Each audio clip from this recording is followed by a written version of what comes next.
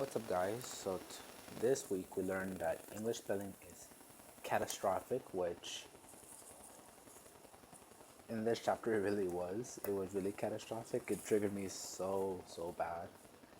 I saw it, and I saw the two T's and the K. And the sad thing is, I've seen people actually spell words like that, especially on like social media, on on Twitter and stuff like that, and it's atrocious. It's really abysmal. Um, But I love in the very beginning of the chapter when it was talking about how the alphabet copes, that it brought it right back to phonetics, which is something that we've been learning about um, recently, about when it comes to chapter 2 and chapter 3 in the language files 12th edition book. So I thought that was really, it was like review when it brought the F and then it showed the little V next to it, and it was like, oh look, like this sound makes this type of sound. So because of that, because of that, I thought that was very interesting. I think another prospect I found really interesting was that words were trying to keep it, keep it constant. So atrocity, atrocious, austerity, chaste, chastity, crime, criminal. I thought that was a really interesting prospect. I mean, not I suppose when it comes to words, I mean that works out perfectly fine. But when it comes to the actual rules in English, sometimes not a lot of it works. Like when I talked about yesterday, when it came to the whole moose, and like you don't say meese, but goose, geese, the same like type of rule, the same type of quote unquote like context that I should work in. It should, but it doesn't. So I thought that was interesting.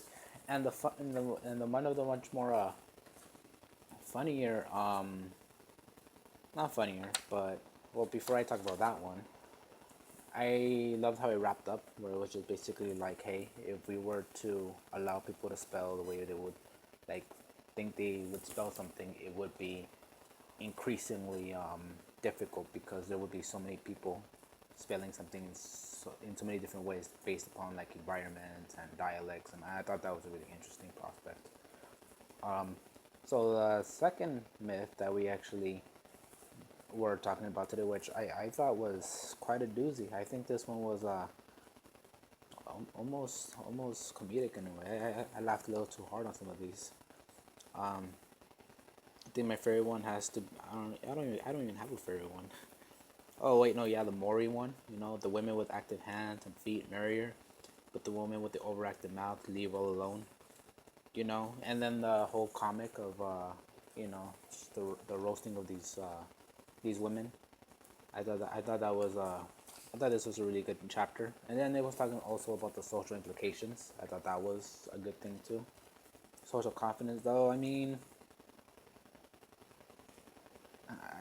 I feel like this was written in a different time period. You know what I'm saying? Like, talking in class is often perceived as showing off, especially if it is girl talk.